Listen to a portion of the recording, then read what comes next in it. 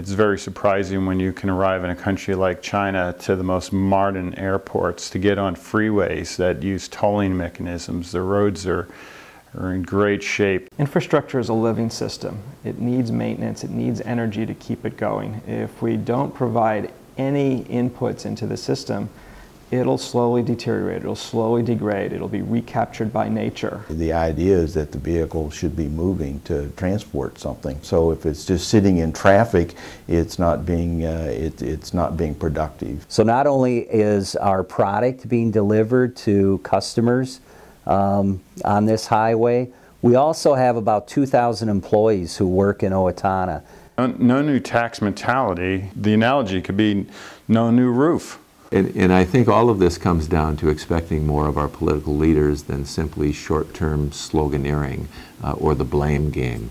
Hello, my name is Vivian Williams, a Minnesotan like you, and I want to share some important facts with you today about transportation, and I want you to start thinking about positioning Minnesota for a vibrant future in a very competitive world. Today, just as in the past, our prosperity and quality of life are shaped by our transportation system.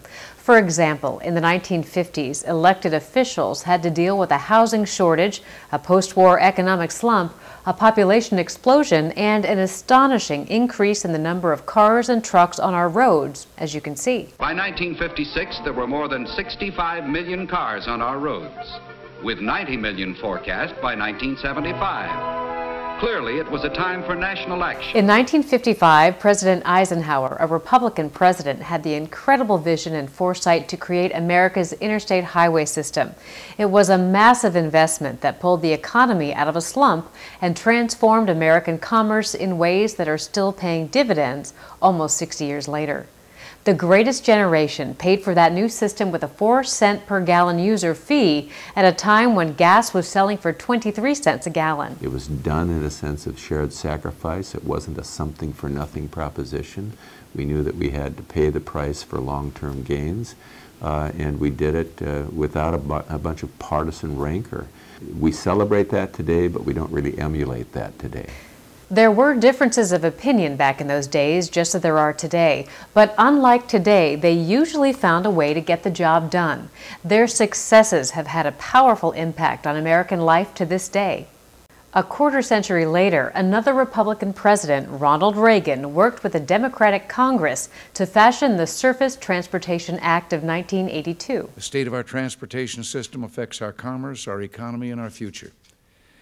That's why I'm pleased today to sign House Resolution 6211. The bill that President Reagan signed raised the federal fuel tax by 5 cents a gallon and addressed many of the pressing needs of our nation for many years to come. But 3 decades have passed since then, and with dramatic cost increases in materials and construction costs, we keep falling behind. That's the reason we are still trying to get by with a lot of Eisenhower-era infrastructure, and that's why we've added only 3% in new road capacity since 1980. Unfortunately, we now have more than twice as many cars on our highways as we did back then.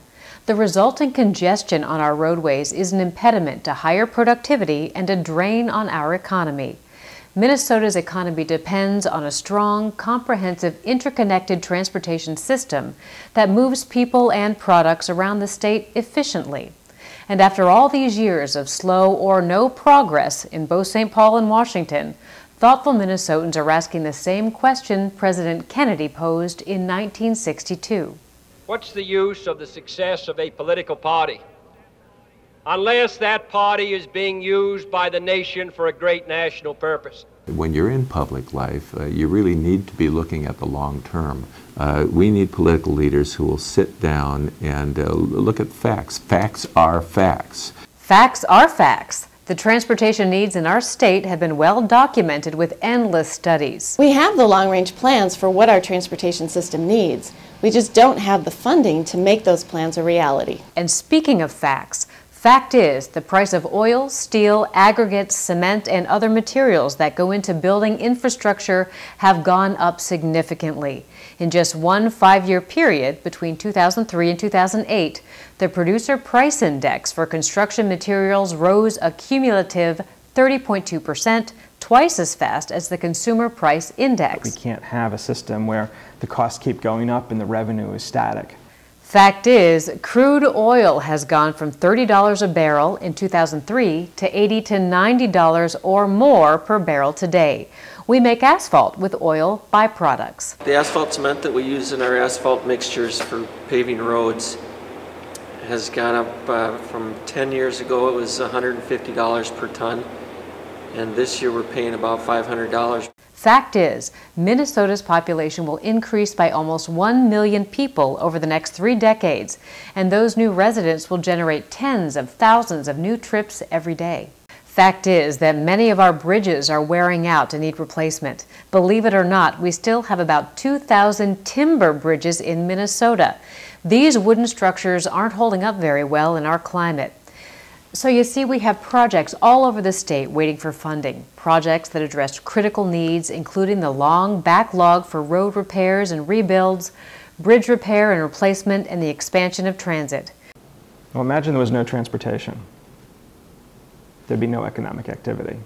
Particularly in western and southwestern Minnesota, agriculture is really critically important, and as a result, maintaining serviceable year-round roads is critically important. A driver driving a truck can't carry as much of a load as he would like to be able to because we have weight restrictions on roads that are driven by the infrastructure that we've put in place. Time is money, and when you're working in the construction industry, we have just-in-time deliveries. The world is making major investments in many of the countries that I travel to, where it becomes very noticeable to see the differences in the infrastructure, in the quality, and in the standards that allow any economy to be competitive. Whether it's rail, whether it's roads, whether it's bridges, whether it's airline hubs, I think transportation is the responsibility of government.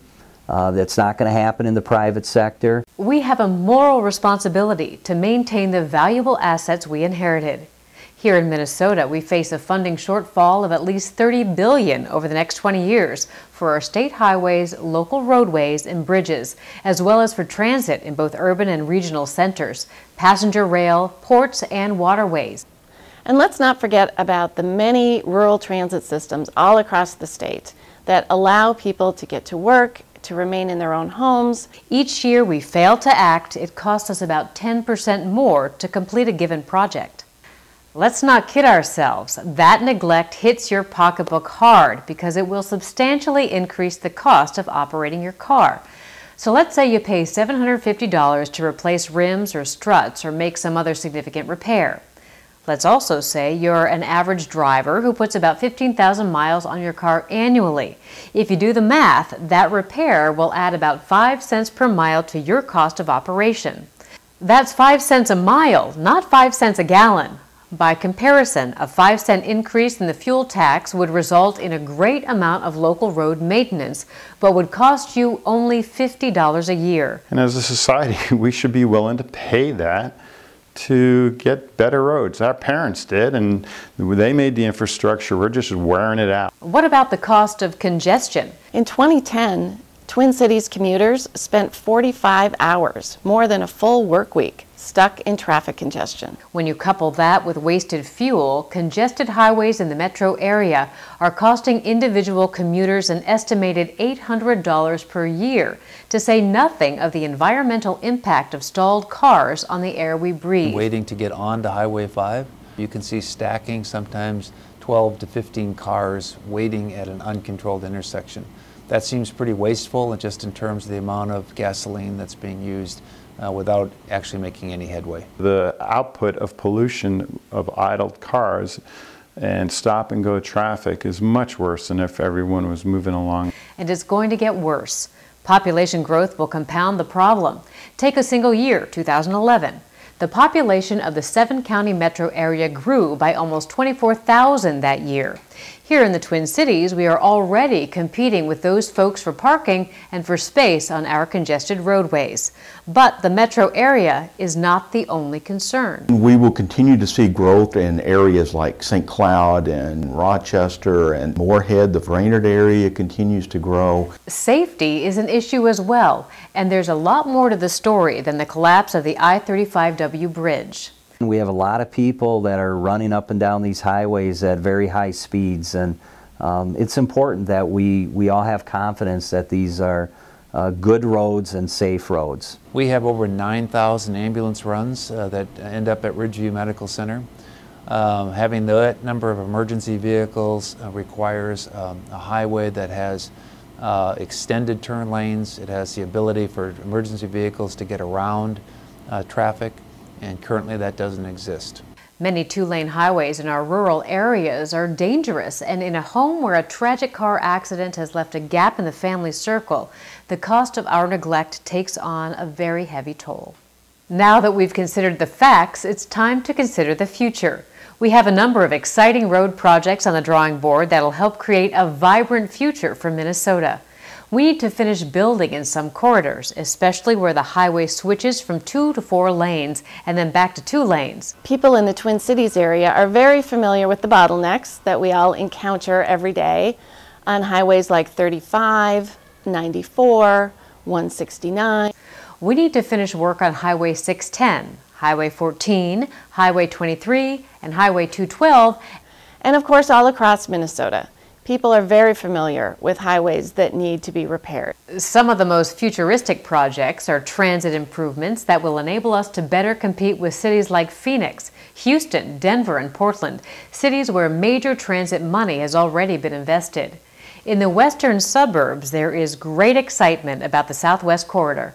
On the near north side of Minneapolis, there is the Bottineau Transit Way. In downtown Minneapolis, near the new Twins ballpark, designers are looking at ways to join several lines in what's called the interchange. In the East Metro area, businesses and residents are anxious to see movement on the Gateway Corridor. Equally exciting is the work that's going on at the Union Depot in St. Paul as the Central Corridor is being built out. The option of someday linking the Twin Cities to both coasts through Chicago by means of high-speed rail cannot be dismissed. This is only a partial list of the opportunities. And to create a world-class transportation system is only going to help some of that entrepreneurial and American spirit. Progress will only come if we act together with a common vision and with a measure of sacrifice. We know from experience that an investment in transportation will provide a high rate of return in terms of growing our economy and creating new jobs. What happened to our capacity for bold action? There is little we Americans cannot do if only we can imagine ourselves doing it. Let's start doing it so that all the really important things that are happening in the future will be happening here. The leadership for all this has to come from state government, and any new revenue must be dedicated to its stated purpose and not be used to fill gaps elsewhere. The legislature can work out the details on revenue sources, but they must account for the fact that the world is changing. We are driving more fuel-efficient cars, which burn less gas, and that increasingly we will be using non-petroleum-based fuels. A gas tax, which is a user fee, in order to be fair, must affect all users equally. A transportation system can be an impediment, a safety hazard, and a daily frustration, or it can bring the jobs, economic security, and mobility we need to live our lives independently. The choice is ours to make. Seek out your elected officials and tell them that you want fewer sound bites and more action, less blame game and more cooperation. And remember, if we don't start working together for a better future, we will not have one. Thank you.